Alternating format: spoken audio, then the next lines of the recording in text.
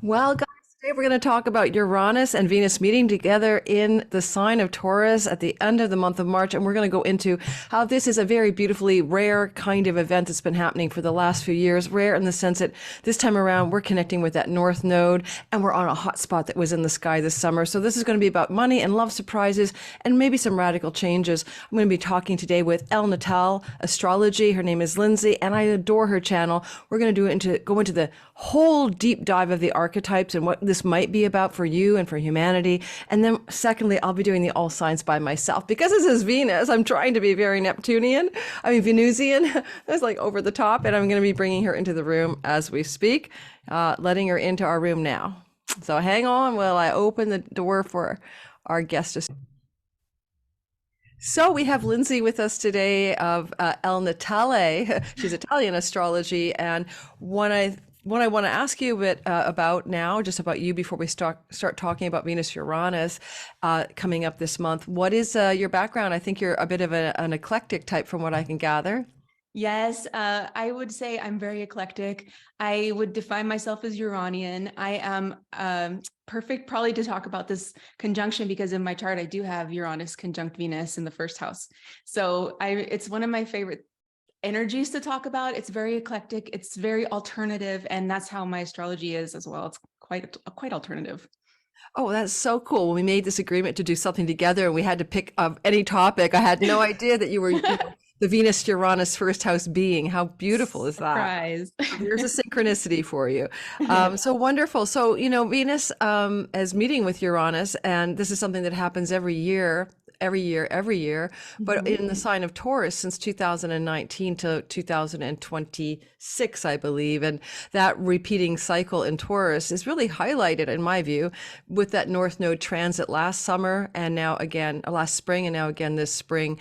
And so maybe we should talk a little bit about the quality of this, given that it's co-present with the North Node, which is about that, intensity, Rahu expands everything. And we're going to experience this conjunction, with that in place. And do you have any, I'll let you give us some thoughts. Also the Sabian symbol, because it's happening at 16 degrees. And Yeah. that is its own little meaningful unit of reality, the degree itself, 16 Taurus, Yeah. on the 30th of March. So yeah, I'd love to hear what you feel about it. Okay, yeah, thanks for that. I would love to also note that I was looking at both the charts, and the last year it was conjunct also closer with the North Node. I think it was within 5 degrees. So this is a wider conjunction. It's together. But the thing that was striking to me is that it's exactly the same degree. So this is a continuation. So it doesn't happen very often that the conjunctions happen concurrently or simultaneously, like year after year in the same degree. So last year in 2022 in June, it was also at 16 degrees. And so I feel like this is a continuation of the story, and it's like an awakening of this inner duality within us. And it's the senses that are like needing to be engaged, but also released, like a detachment from them, because the truth is somewhere in all of that. It's mixed in. But yeah, the Sabian symbol is really interesting because it is, can I share that with you? Yeah, I'd love to. I'd love to hear. So yeah, this conjunction happening on the same degree, it doesn't happen again until Venus and Uranus conjoin in Gemini in 2030 and 2031. So that's significant, right? When it's the same degree back to back. And so the Sabian symbol for it is Taurus 17. And it's the symbolical battle between swords, the disciples of might, and torches, the disciples of enlightenment. So what this means, like what I feel like this, and I'd love to hear your thoughts on this, but might, the disciples of might, that's the physical world, that's the sensual world, that's the human embodiment. This is what we are, physically. And the disciples of enlightenment in that battle is spiritual. It's beyond the senses. It's the truth that lies beneath it all and beyond it all. So it's this intertwining of those two things. What do you think, Lori? Well, first of all, I love that Sabian symbol that you actually dug it up for us today. Wow. I mean, if we're not in a time in the world right now where things are really becoming quite evident that we're polarizing, and then there's all this intensity around even the might, right? The swords of might. Yes. We have a war in the Ukraine. We have tension around the world in various pockets of the sky. We have brothers fighting brothers and, sisters fighting sisters, in terms of philosophies and politics and all of that. And yeah, and there's something actually quite lovely about that idea area of the enlightenment part of this degree. You know, Uranus to me, like, can be very much about pineal gland downloads, insights, ahas, a little like the Tower card in the tarot where the lightning strikes and you have this kind of demolition of something in order for something new to emerge, or the egoic construct collapsing.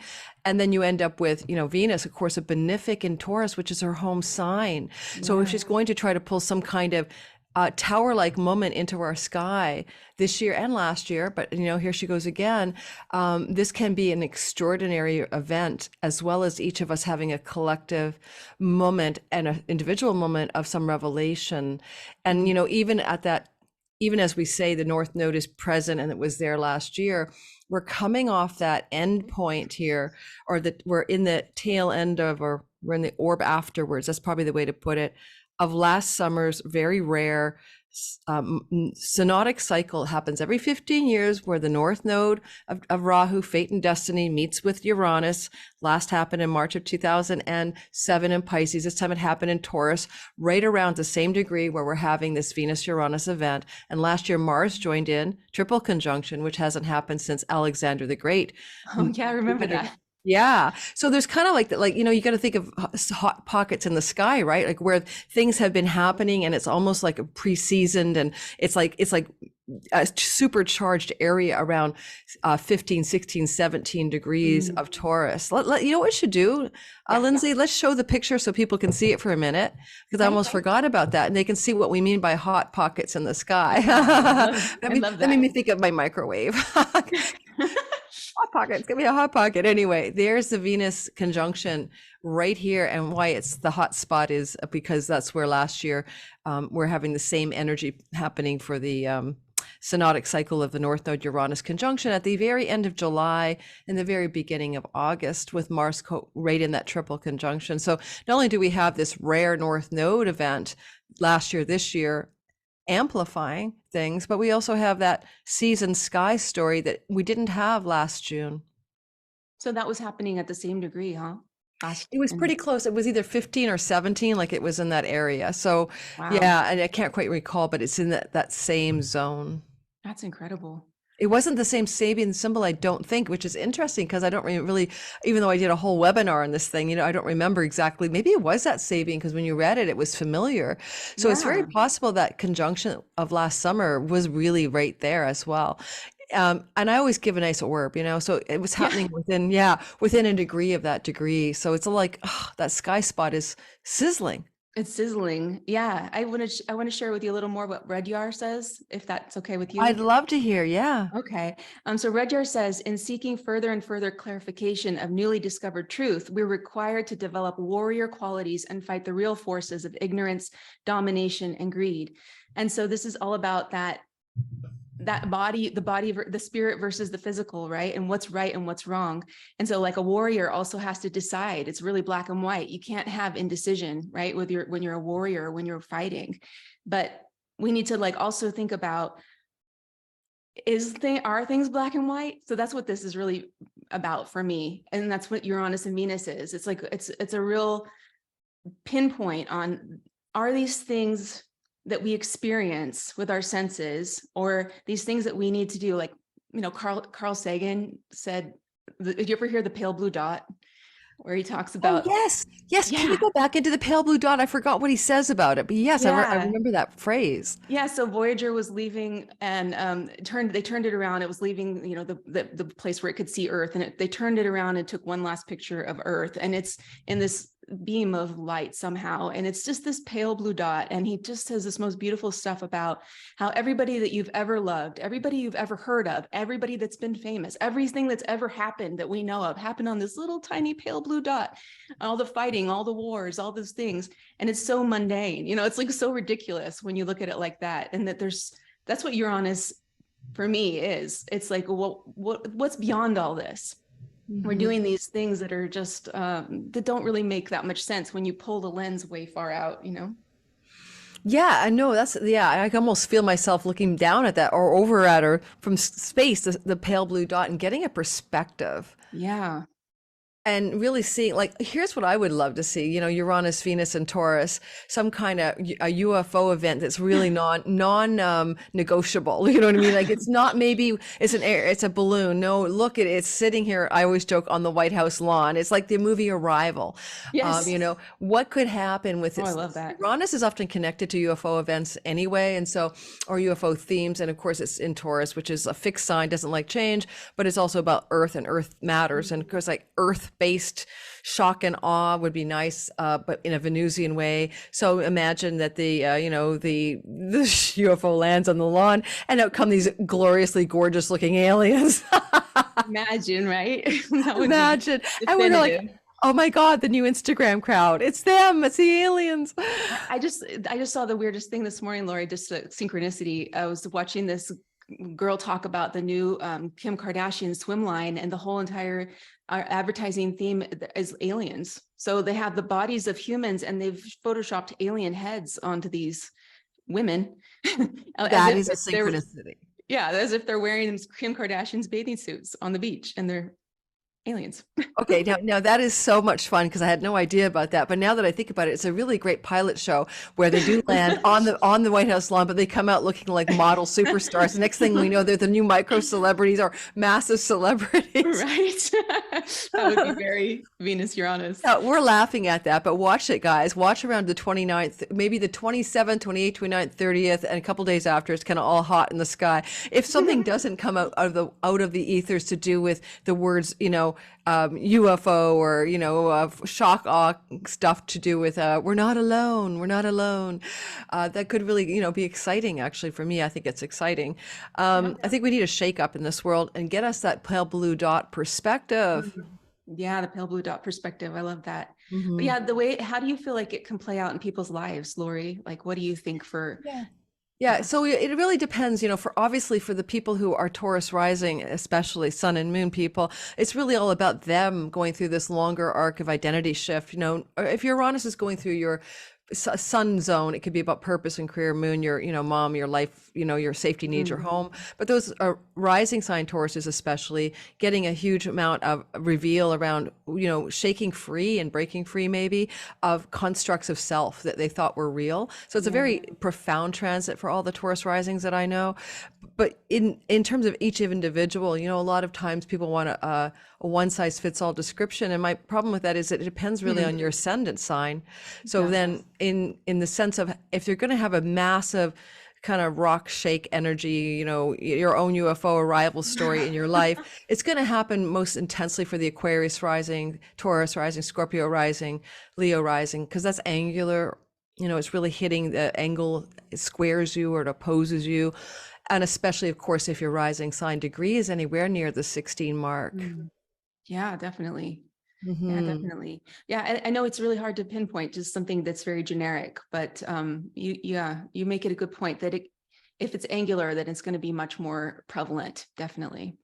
Yeah, and I think that the idea of a general idea from this is, you know, Venus is the goddess of what is harmonious, what is beautiful, what brings things together, as opposed to Mars, which separates, what creates a sense of balance and fairness, beauty, you know, kindness, friendship, love.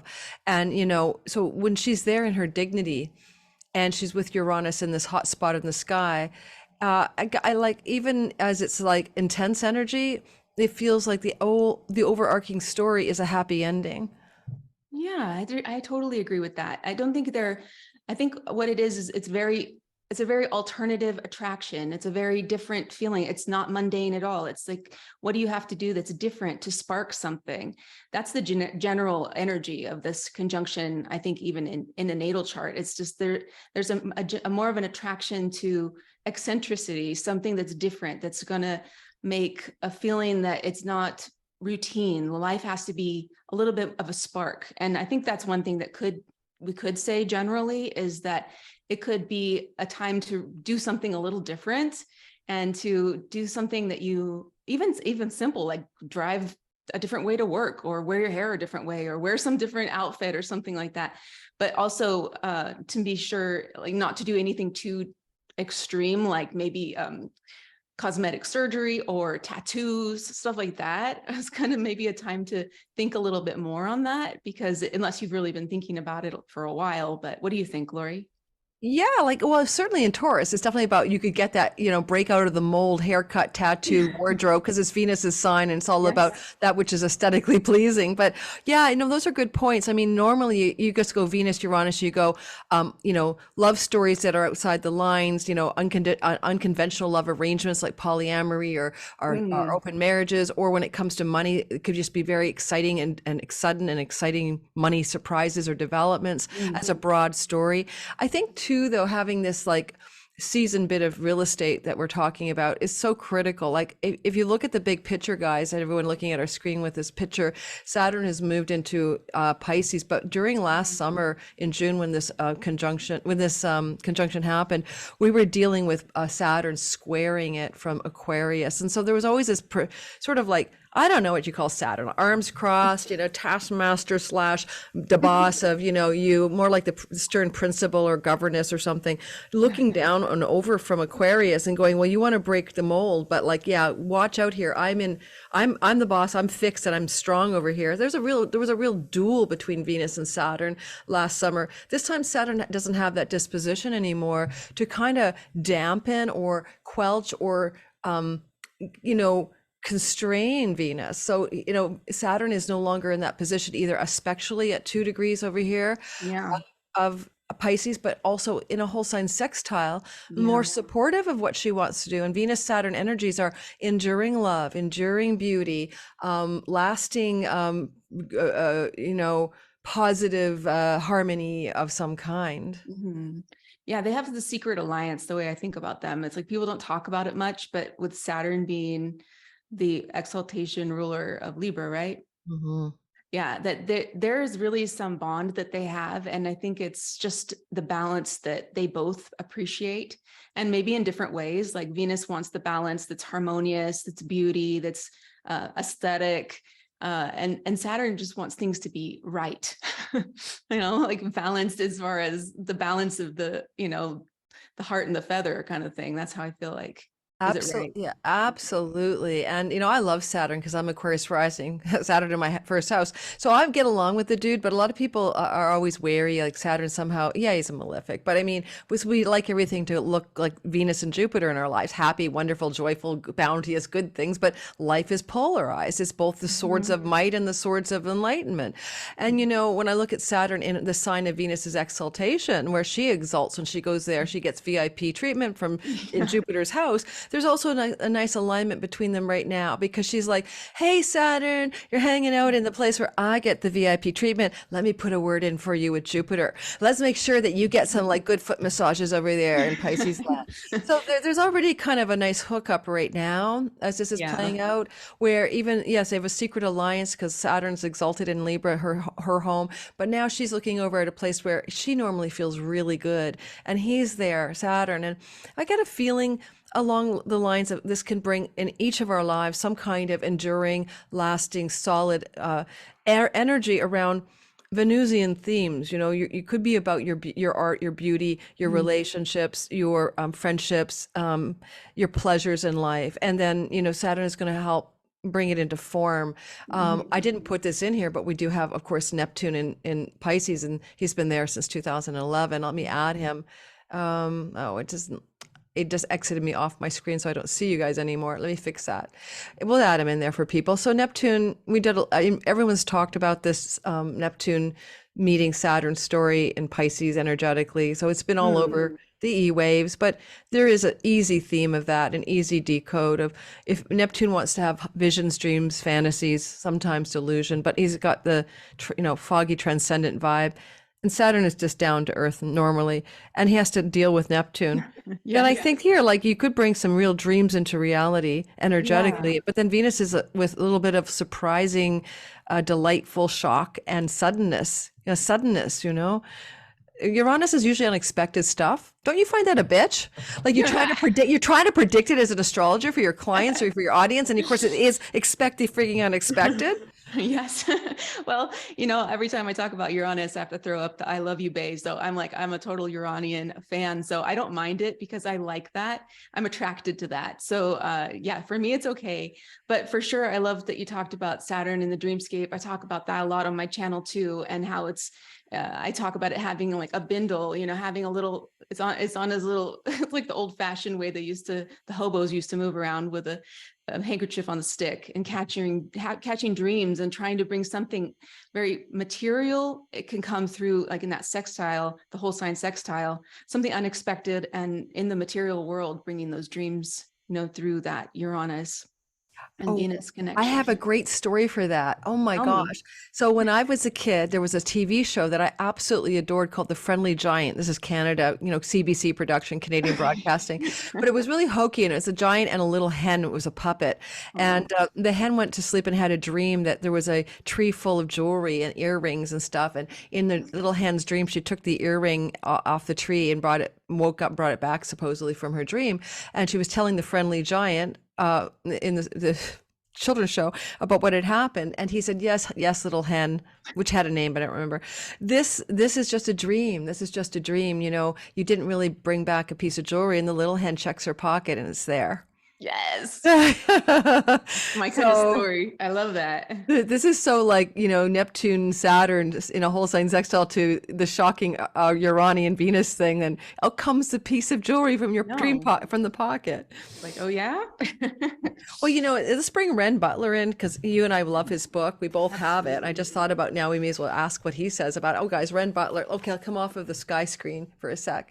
I want to share this book because I'm an advocate champion for Ren's work because he's a sweetie, but he also is a really brilliant teacher. I've studied with him, and he always gives you like a cookbook style. So when you plunk together Venus, Uranus, he gives you a paragraph thus spoken here: relationship breakthroughs, a rebirth of love and friendship, feelings of romantic electricity and excitement, a colorful and eccentric sense of style, social sparkle, fun, romantic and social. Now that's the shadow, romantic and social restlessness, cravings for sexual freedom which prevent a deeper intimacy, disruptive affairs, triangle situations, sudden attractions without substance, aesthetic disharmony.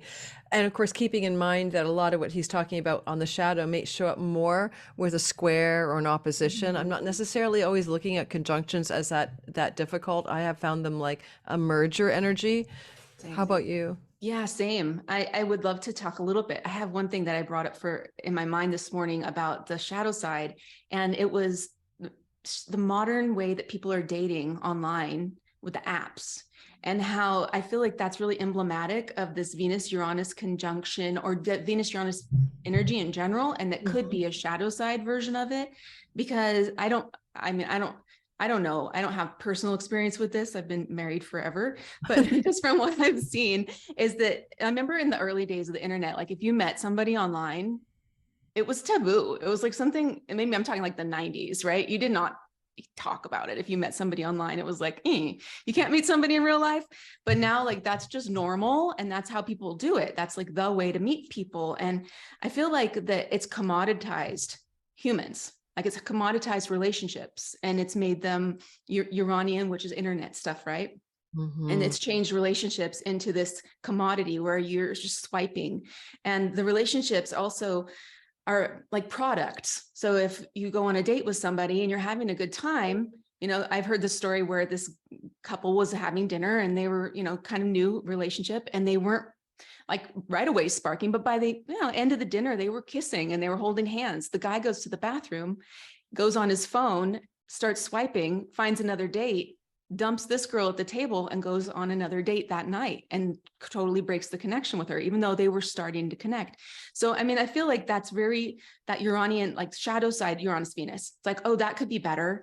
That could be more interesting. He could be sexier. She could be cooler. This person, if there's thousands of choices, why not keep sparking that? You know what I mean? That's interesting. Yeah, you're right. That you're right. And if you think about dating apps really taking off, like back in the day, Match.com was Yeah. big, maybe eHarmony, but then in the last few years, since Venus and Uranus have been hooking up in Taurus, which can be all about Taurian themes of love, and this has been going on now. Yeah, hooking up. They're That's having this hot perfect. date outside the box every year now. Started off in the early third degree of Taurus, and it'll finish at 26 at 29 Taurus from 2019 to 26. This is the era in which things like Tinder, not just Tinder, but the other one that people use, Hinge, I they're just know the taking names. off. The names are just like, whoa. Tinder, Hinge, I Where'd you know. meet? On Hinge? I'm like, oh no, that just sounds so, I don't know, weird. But yeah, I mean, it used to be, like you said, even just in the beginning of the internet dating, it was more about like matching up your not just your personality, but your values and how did you match with the person. And I think that led to more lasting relationships. Whereas now, like you said, it's more of like a hookup culture. It's relationship shopping. It's relationship shopping. It is. It's Yeah. completely, the culture has changed so much because I did a little Plenty of Fish, Okay Cupid back in the day, back in the 2000s, and I wouldn't touch Hinge and Tinder anyway because it never worked out for me in the other try to match you up thing. But, Yeah. now it's really gone into a new area. It's funny, I was just looking at what Ren said when he talks about this, Uranus Venus connection. He's talking about the positive magic love, feelings of rebirth and relationships. But then he has a quote from somebody who was born with the Venus-Uranus connection, a name named Mignon McLaughlin. Anyway, and it's kind of nice. A successful marriage, but you put relationship in there, requires falling in love many times, always with the same person. That's nice. Isn't that like instead of like Yes. swipe, swipe, swipe? What if you Yes. fall in love many times over and over again with the same person? And then you get to be, a little lady and man together in your I end love that. year. Yes. And there was another one in, I think the other Ren Butler book that just you sparked my memory, but it was basically, I won't say it word for word, but it was that each new relationship, each new friend you make, like you and I speaking now, it opens a whole new world of potentiality and possibilities because we're Mm. interacting, and that Uranus Venus is like, oh, what can be new between you and me? Our energies interacting. Oh, absolutely. Yeah. That's very magical too, when you think about it that way too. As soon as we intersect with somebody, we spin out like all these new potentialities. Because when you think about Yeah. Uranus, you could think about mad scientists, quantum physics, internet, dimensional, multiverses and interdimensional portals. So yeah, and Neptune's some of that too, but Uranus is more the sciencey version of it. There was something you said that made me think of something. What was it? Shopping for relationships. Oh, I went out of my Menno brain. But I know what I was going to say anyway. I always call my Menno brain because that's what it is. I know. I just had dinner with a girlfriend who's not like dealing with Menno brain too, and she was talking about going on a few dates last night. She's my age in her 60s and going on a few dates using the dating app and being really disappointed with the Yeah. vibe. Of how it is. You have to meet someone. You're kind of interviewing each other for a job. She said, and Mm. because it is that first meeting, then you got to connect, and then it's like gently turn each other down or something. So it is like a mutual job interview. And it's just that awkward relationship interviewing shopping. Yeah. So I was going to say then, Pluto, I wanted to touch on that too, because we did touch on Saturn now, unlike last June when they came together with the North Node there. Yeah. In Taurus, now we even have Pluto doing a completely new story as he's at the 0 Aquarius degree, Yeah. starting this month, and he's just started into 0 Aquarius, and then we have this conjunction. How do you feel about that energy from Aquarius, which just whole sign square Venus Uranus? Yeah. Whole sign square Venus Uranus. I mean, I think that this will just accentuate that what you're just talking about, and anything that has to do with the internet, anything that has to do with relations, anything that has to do with, I think that there's going to be a lot of stuff to have to do with changes in social media because a lot of that's manipulated. So I think Uranus Venus can also be in the shadow side, a manipulation of beauty or a disassociated dysfunction of beauty, basically, or assuming that things are a one way when they're actually in reality not. All the filters, all the photoshopping, all that sort of stuff. Maybe something like that with the Pluto bringing that in a little bit more. Yeah, because Pluto here would Aquarius sort of societal mindset, societal rules, societal forms and structures can be Aquarian energy, and a group, group rules as well. And then Pluto comes in like he's, power, control sometimes in the darker side of it. And it may be because we only have Venus with Taurus in Aquarius until 2026. It may be a short-lived narrative, but I wonder if that's going to look like as Pluto continually returns to Aquarius and then settles in there, tucks himself in for good after November of 24. I wonder if it's going to look something like very intense energies around what is going on with Venus and internet stories and Pluto Yeah, control. But I'm not even sure absolutely. what that could look like. It's just hard to tell. I mean, other than rules like, censorship rules that are somewhat coming into place, Venus is trying her best in Taurus to bring something good. Yeah, absolutely. Yeah. But I mean, life is not just like that. Life is all sides. And that's bring it back to that duality of this. When you have the conjunction too, that flavors the whole synodic cycle, right? Until they meet again. And Hmm. so this is just like a part two of what are the values? What values do you have? Like I work with children as well. And I see the difference between the way children used to be before the screens, the screens, and especially COVID stuff, and how they are now. And I did a lesson with some children, and the lesson was, is it real or is it fake? And we had to look at images, and they showed like one was a bird with a tiger head, and one was a magazine cover. So it's like they're teaching in school now. How do you differentiate what's real and what's fake in third grade? So Wow, yeah. that's interesting. Whoa, man, you got to love that. Yeah, only in our era. Well, seriously, that was, yeah. I just want to say, Pluto's not actually directly especially connecting to these planets in the next few years, but there's just an overall tonal quality. Yeah. So it may not be as intense as all that. Because anytime there's a Venus-Pluto square, you're looking at fatal attraction, obsessive love, dark side of obsession and infatuation and stuff. And I don't think that's going to look like that yet. But I mean, Venus can be a diva or a celebrity. Uranus can be a shocking, exciting development. Pluto can be something that's greatly powerful. Or, the Amber Heard Johnny Depp trial is very Venus Mm. Pluto energy, So there may be stories coming out around those types of things during these repeating Venus Uranus Pluto square times over the next few years, but I don't think they're going to be game changing for humanity. Was the last thing I wanted to talk about. We had mentioned it before we started recording. Oh, I did hit the record button, didn't I? Yes, thank God. Oh, yes, I'm in a brain. That would have been a Uranian surprise. Oh, that would have been bad. There's a star there, Menkar. Menkar is Yeah. sitting with Uranus, Venus, and they are positioned with Menkar behind them from our vantage on Earth. And Menkar is an interesting star. I mean, I'm not a star expert on this one at all. I don't use it regularly, so I did a little research. But it's a sea monster, and now we call it the whale, Cetus. But back in the day, it was considered a sea monster, and it was considered to be the nature of Saturn, and more of a malefic nature of Saturn, to do with darker things that could happen. And so I started to do a little more research and found out that it's not always a bad thing, but there's a sea monster vibe deep under the ocean that's kind of dark and scary, sort of lurking below the sea. And then there's a vibe, and it happens to be either the nostril or the neck of the sea monster. Different interpretations of Menkar have come to different conclusions. But it's interesting that Adolf Hitler had that star on his Mars, Mm. and Freud had it on his sun. And so the interpretation is everything from a kind of the way Hitler could create that in participation mystique to pull people into this kind of story that he created to demonize the Jewish population as the problem in Germany for the economy and everything else, and pull people in, Mars, malefic war, create a war around that.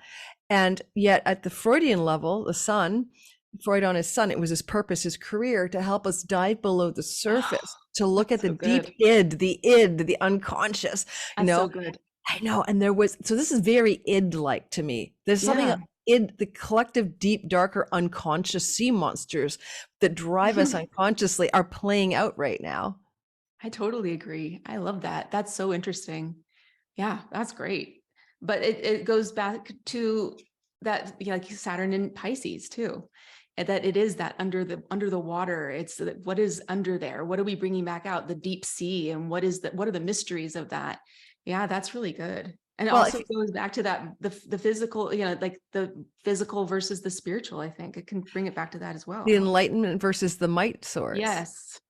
I wonder if individually we might be individually with this energy here, that star here, we're all looking at the potential for our own like shadow work to be very radically shadow work, Uranus, bolts of lightning, Oh yeah.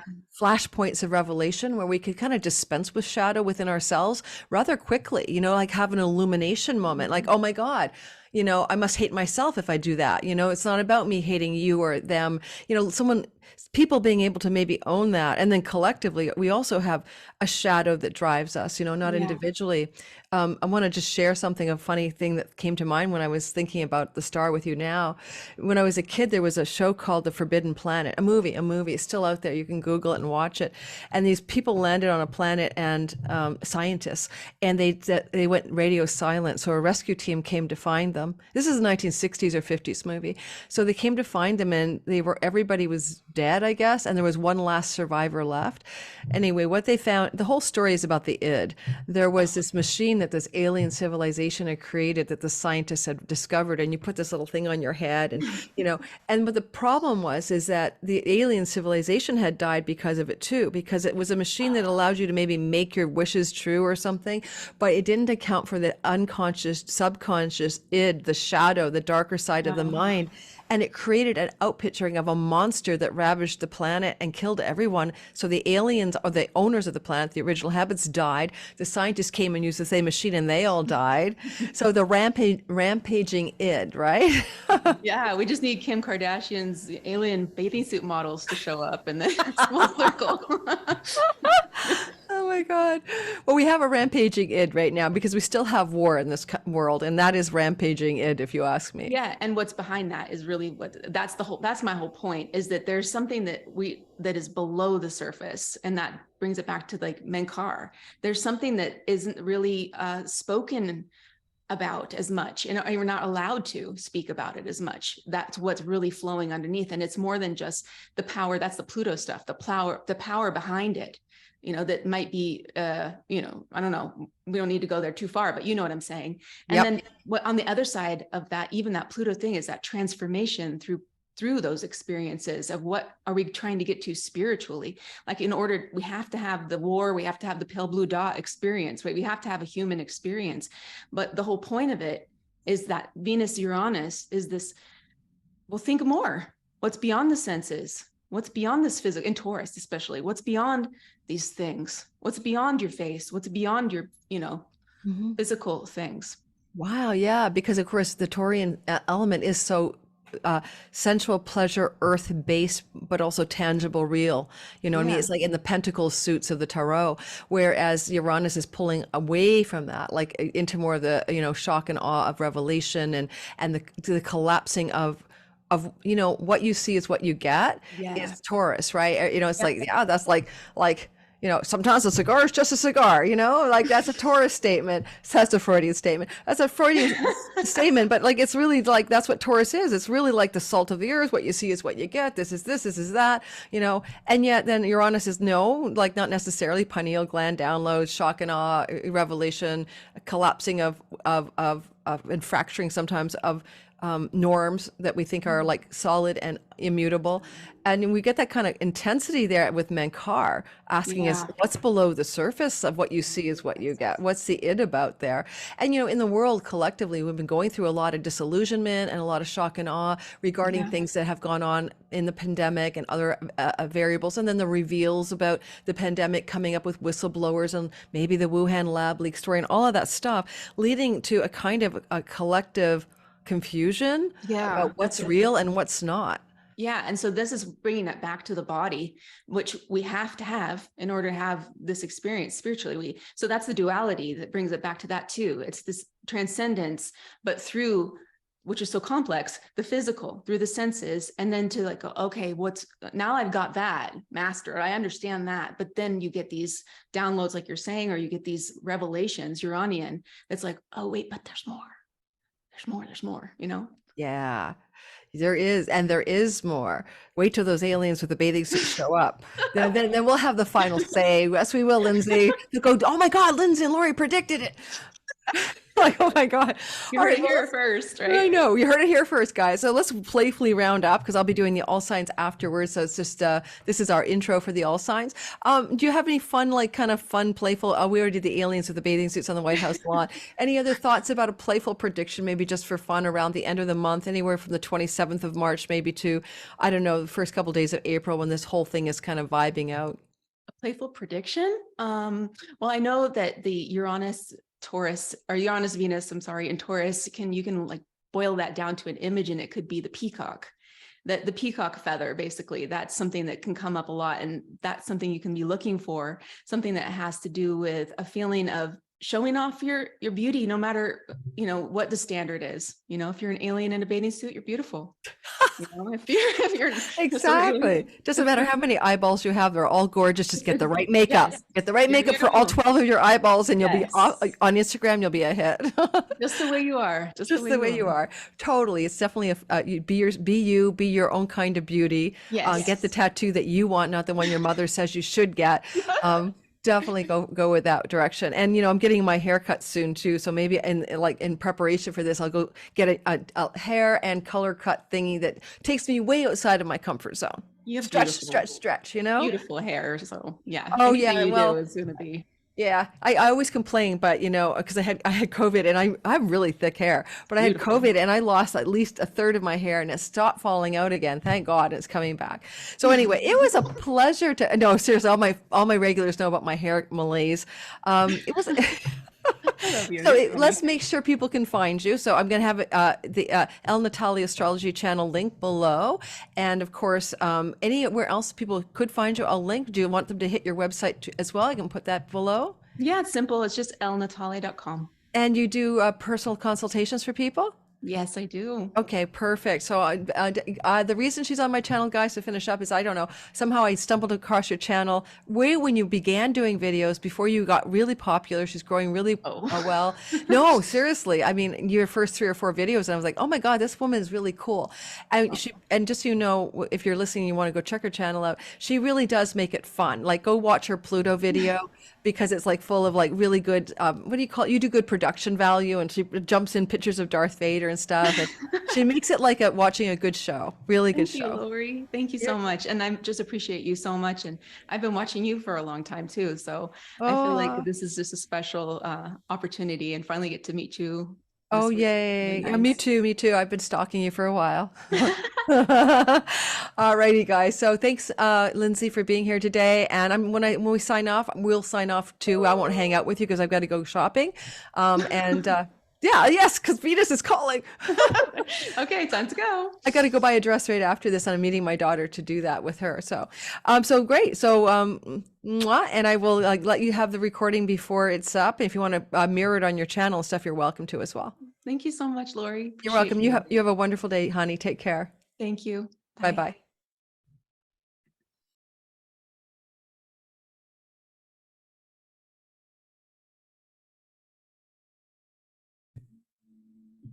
Let's get going and talk about your sign. We just finished the interview with Lindsay of El Natale Astrology. We talked about how this Venus-Uranus conjunction in the sign of Taurus happening in March, at the end of the month, March 30th, can impact us collectively. And we talked also about how the angular signs will be most impacted. But go listen to the whole interview. We talked about some deep dives into the star Menkar that's involved, as well as the archetypes involved, as well as how pivotal this energy is because of the involvement of the North Node.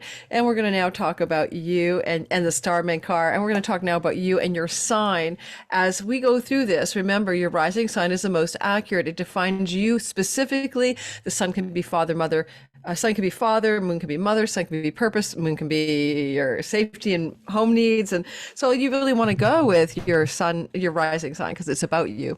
And we're going to go through each of the signs right now. And I'm going to show you the screen. I want you to think about maybe about the 26th, 7th of March through to about April 1st, maybe even April 2nd. You're feeling this energy I'm about to describe, but it is the most exact, holy frizzy.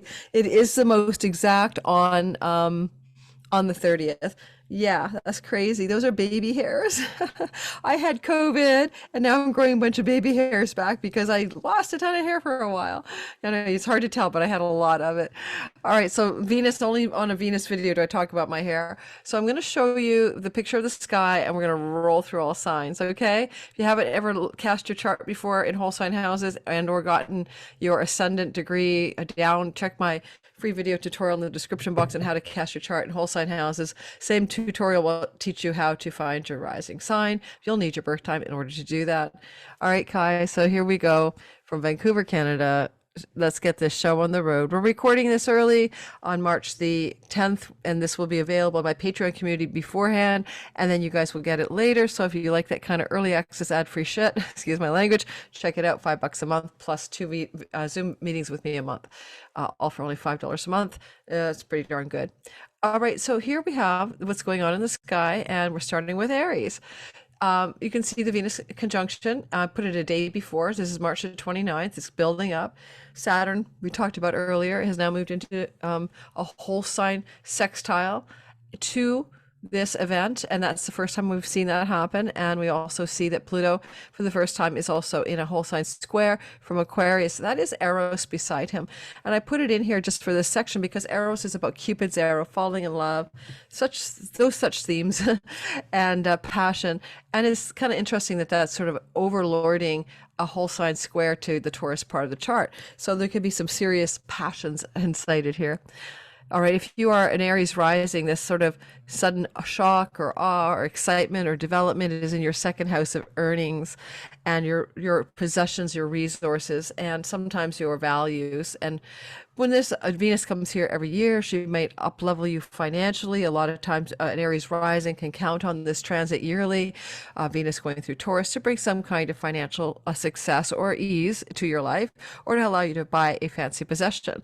So I'm an Aries sun and moon. I just bought myself a really cool dress yesterday that's a Dolce & Gabbana, but it happens to be at a used clothing store, so it was affordable. And so that's the kind of thing Venus can pull off when she goes through the second house of possessions for Aries sun, moon, and rising.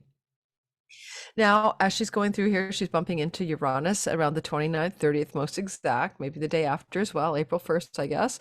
And you will find that that energy that's really intense here is about some surprises, on financial surprises, money surprises. And these could be very good because she's a benefic. This is a seasoned part of the sky. There's been a lot of action here already. If we go all the way back to, this big boom that happened at the end of July, beginning of August last year. So you've got a lot of intensity for your Aries in the money and possessions part of the chart. And now there's a sudden, and it may be positive and exciting development for you. I would think that with Saturn and a whole sign sextile from your 12th house, some of this can be money from foreign shores or revenue from far off lands. And with Pluto in a square from your 11th, there can be some intensity with an eldest sibling or in a love story that is a friendship, or with things to do with people in power and people of influence supporting you in your financial endeavors at this point. And so that's exciting. This is not a long video. This is to keep your eye on the second house ball at the end of the month. Lastly, Venus does rule as well as your second house, which is your earnings house, but she also rules your marriage house. Your 7th house can have some excitement there as well. As she gets some jolts and bolts in the second, there could be some exciting news with your marriage or marriage partner. And she does perhaps have a secondary rollout in that part of the sky, and we'll see how that looks. Oh, I apologize. I'm on day. We're going to move ahead again. Hang on. I just had a really weird event happen in my life. So if I sound a little bit weird to you guys, I'm a little bit weird. I'm recording this the day after I did the video with Lindsay, and I just had this really weird thing happen to me. Let's go to the next sign. And I'm just trying to get your video done, but I think I need a post-trauma therapist. Don't worry, I'm okay. Okay. My computer software is not advancing. Why? I've never seen that happen. Give me a minute, guys. I'm just trying to advance the clock. Let's put it for days again. Okay, it works by days. Let's see if I can get it back to work by hours. Oh, maybe it pinned Aries to the Okay, let's unpin Aries. I apologize. I mean, I'm not even going to pause the recording. I'm not even going to pause the recording. If you're listening to me in the live premiere, please hit the like button. That really does help the channel grow. And I'm going to fix the 0 Aries that it's pinned to, and we'll get back to work together to create some sense of all of this.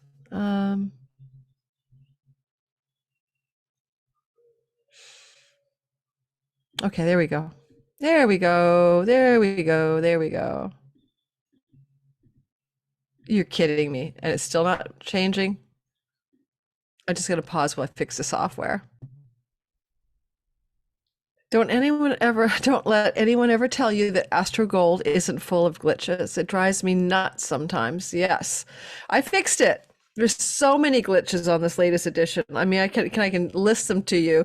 I need to upgrade, but then every time I upgrade, it gets worse. All right, so I changed the house system, but half the time it won't let you show you that you changed the house system, and you put a place in place, and then it doesn't recognize the place, and then it won't let you change the place. And I'm like, okay, Astro Gold, you can do better. All right, it's for a Max, right? I can't do solar fire because I'm not a Mac. I'm a Mac lover. So here we go. Taurus, Sun, Moon, and Rising. Thanks for being patient, guys.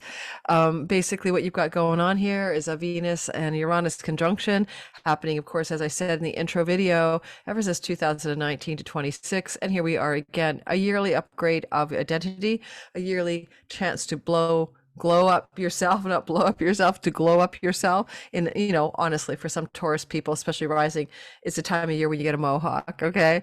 Because Uranus and Venus together are like that, breaking the status quo and being cracking up the stalemate. Now, this is also a bit of surprise, and it could be something positive because it's Venus and Uranus to do with your identity, your appearance, but it's also connected maybe to some energy coming from your 11th house, where Venus is the exaltation lord. So somebody in a position of power or a friend in a position of power could be lending you some kind of solid support. Or if you're a single Taurus rising, you could become romantically involved all of a sudden with somebody you consider a social group member or just a friend. And then, of course, with Eros, Pluto, you could have some kind of tension in the office. I hope not an office romance that kind of breaks through, and it feels awkward because there's squares from Pluto power in the house of reputation. But for the most part, there's a exciting, positive development that impacts you most directly.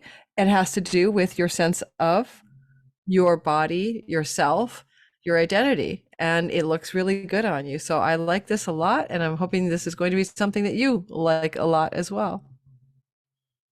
This is very short. Oh, let me go back one more time.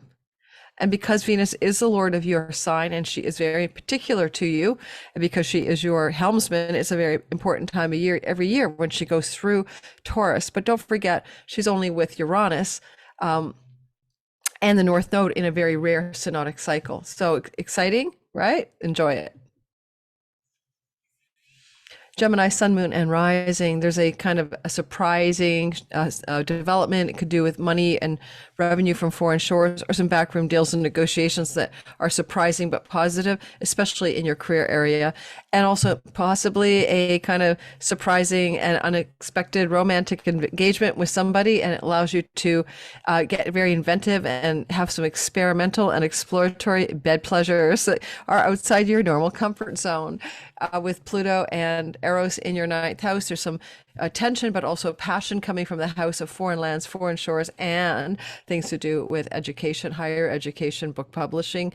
And lastly, I do think that because Venus is also quite invested in your 5th house, some of this is definitely looking like some sizzling romantic and sexual energy that's exciting, exhilarating, and even surprising for you coming up at the very end of the month. Don't forget, you can go maybe from the 26th to the 2nd of April, even, just in terms of how long this energy is playing out in your sky.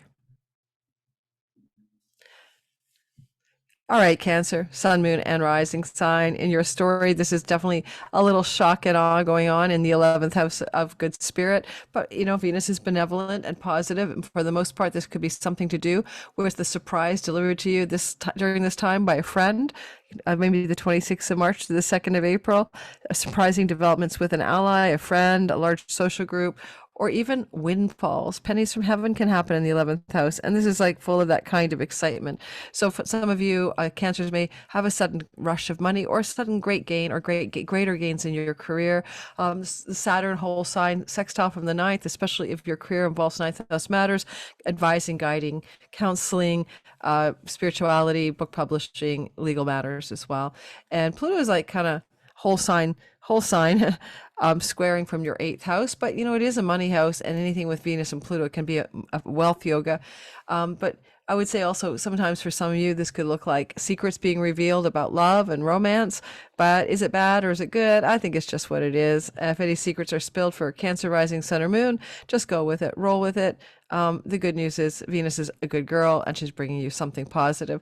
And she does also tend to want to favor you in any way she can when it comes to her Libra part of your sky, which is your real estate, property, and home life. Look for some positive surprises or maybe developments in that part of your story at the end of March, the beginning of April.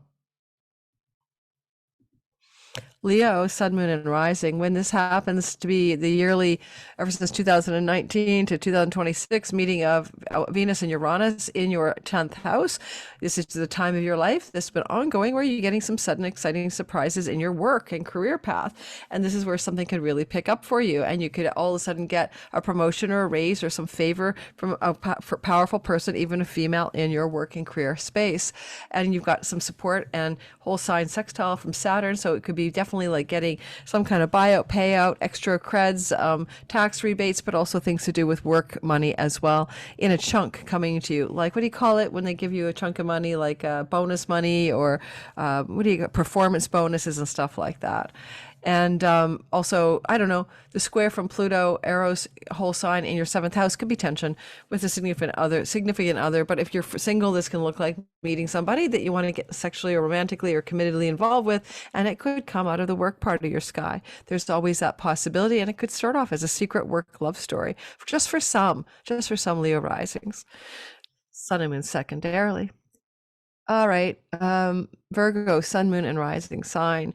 What's going on, girls and guys, is that you're having this shocking awe in your 9th house of father figures, 9th house of churches and religion, 9th house of foreign lands and foreign shores, the academic campuses, book publishing industry, college and university, higher education. And it can be positive. Like my daughter is a Virgo rising. She could find out she got a super great grade in a class she thought was going to fail or something.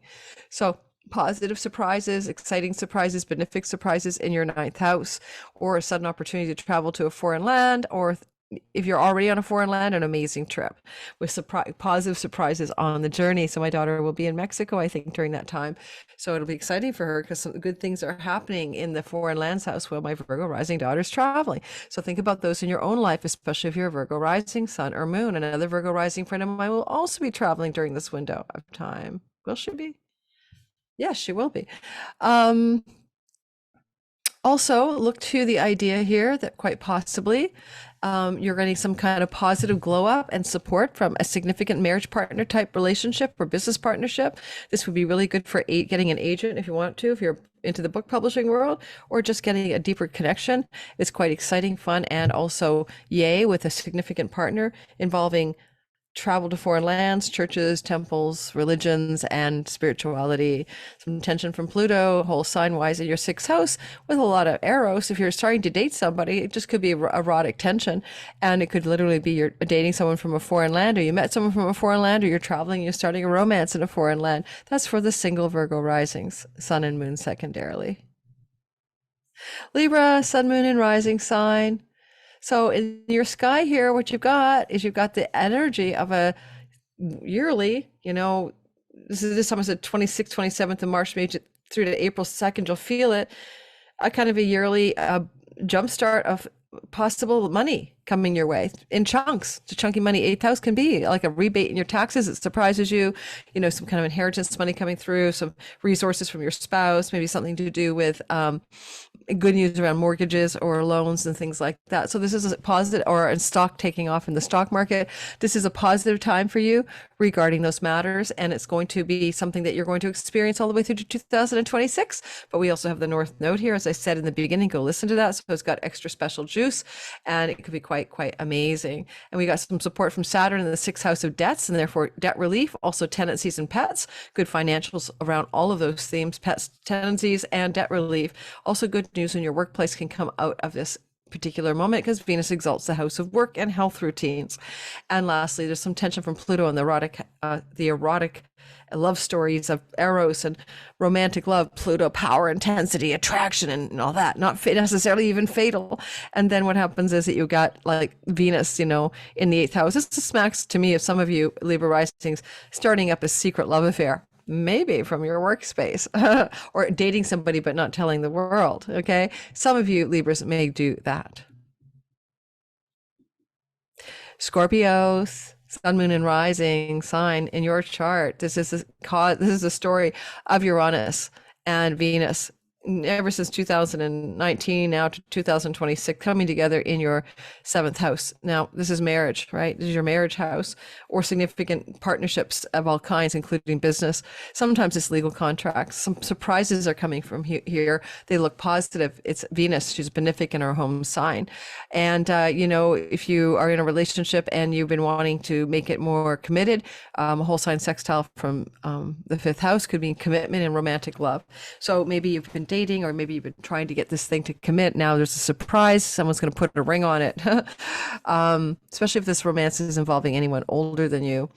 And finally, the fourth house square from Pluto could make you feel like you are having to power up some kind of important intensity from your home base. And it may also be in conflict a bit with your significant other relationship. On the other hand, it could also just be stimulating it. And Pluto here could also give you some opportunities, legal contracts that are quite powerful that impact your home and real estate and land, etc. So that some of you may be like looking at this as a sudden example, legal contract suddenly coming your way to buy a new property. That's going to be something like a passion project, property of some kind. Sagittarius, sun, moon, and rising. Oh, if you're listening to me in the live premiere, please hit my like button, and don't forget to subscribe if you already haven't. I think it's like 40% of my people who listen. No, it's higher than that. 48% of my viewers are subscribers and the rest aren't. So the more I get that ratio up, the better the channel does. So please subscribe. Thank you guys. And so coming off of a really weird day, to say the least, if I sound a little awkward or weird, I am feeling like kind of weird, like I just got a bit of a trauma detonation that I created for my own life into my story, and I am like really discombobulated. Oh my God, I needed the words cringe and mortification. I'm going through one of those days, as well as regret and feeling bad about something. So in your story, Sagittarius, the confessional booth is here. Sagittarius, sun, moon, and rising. Every, year Venus comes through your sixth house, and this is really good for pets and leases and your health and work routines, and sometimes debt relief. And here she is with sudden change that Uranus can bring. North Node that makes the last June and this year's version in March 27th or 6th to April 2nd particularly intense and particularly important.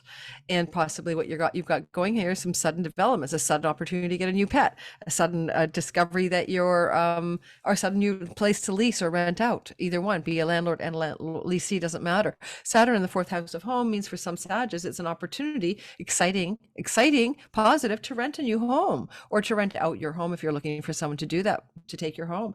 Some tension here from Pluto or Eros in the third house, passion and eroticism and excitement around travel or learning. Some tension there with what must be done to do with debts and pets and maybe even the rental story.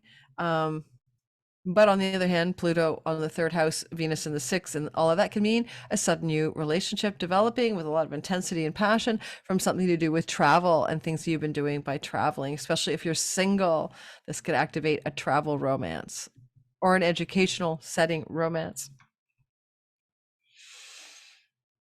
Capricorn, sun, moon, and rising sign, you have a sudden exciting development in your fifth house of money luck. For you, this could be winning that lottery ticket. Not for sure, of course, but just what the hell? Buy a ticket during the March 27th to April 2nd period. Why the hell not? There's also sudden romance, sudden excitement, or maybe news that somebody's pregnant, or some exciting news for your children. All fifth house themes. Also, with Saturn in your third house, this could be something to do with romance and your neighborhood, romance and travel, romance in the online world. This is like, oh yeah, you're going to do that Hinge, Tinder, Plenty of Fish, eHarmony thing, and it works out, and it looks like you're on a really hot date and having some fun and excitement as well. Leisure, travel, and pleasure can be the fifth house, pleasure, leisure, travel, and you may have a sudden opportunity to do that because Saturn in the third house in the sign that Venus exalts in a sextile to this whole sign sextile to this surprising element, surprising leisure travel trip opportunity. Some tension from the money house from Pluto with passion Pluto, but on the other hand, maybe it's simply that you're so passionately busy making money and now you have to excise yourself for a fun trip getaway with the one you love, question mark. Both 2 and 5 are money houses, so there's definitely a lot of intensity around the money story, but it can be positive.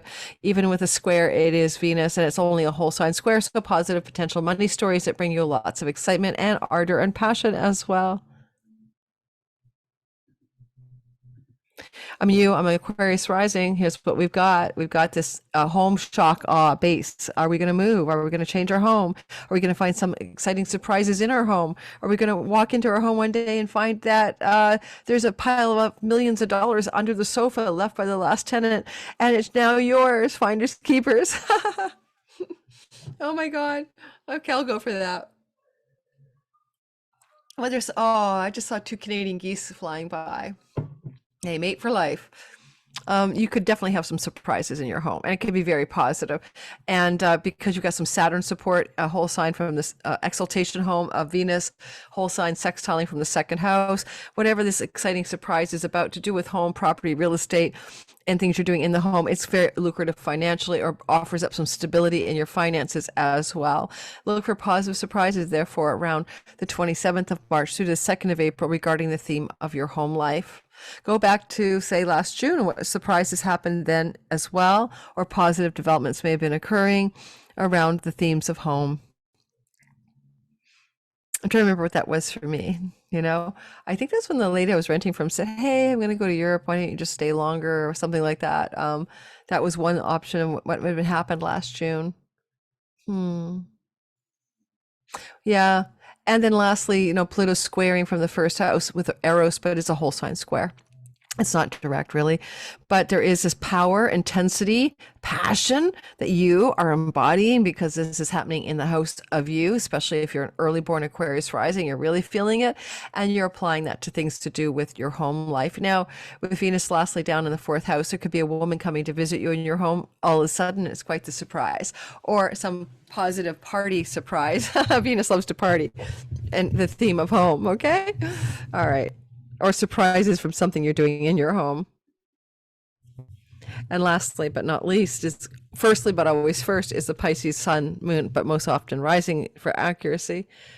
Milo, come here. The dog, shoot, I think he needs a walk.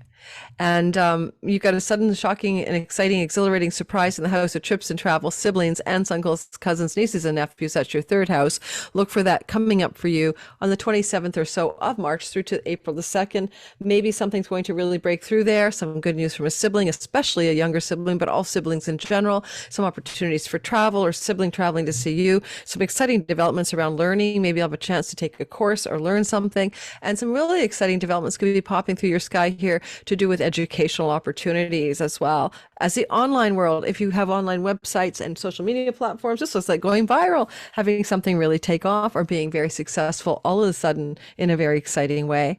With Pluto in a square from your 12th house, I'm not sure what to make of that exactly, but it can be something like backroom deals and negotiations powering up behind the scenes to help you with third house matters. Or again, 12th house can be a learning access as well as a travel access, especially to foreign shores. So maybe this is even better than just a travel to see a sibling or a sibling to see you, but maybe something to do with a foreign travel and the words aunts, uncles, cousins, nieces, nephews and siblings, nieces, nephews, and siblings.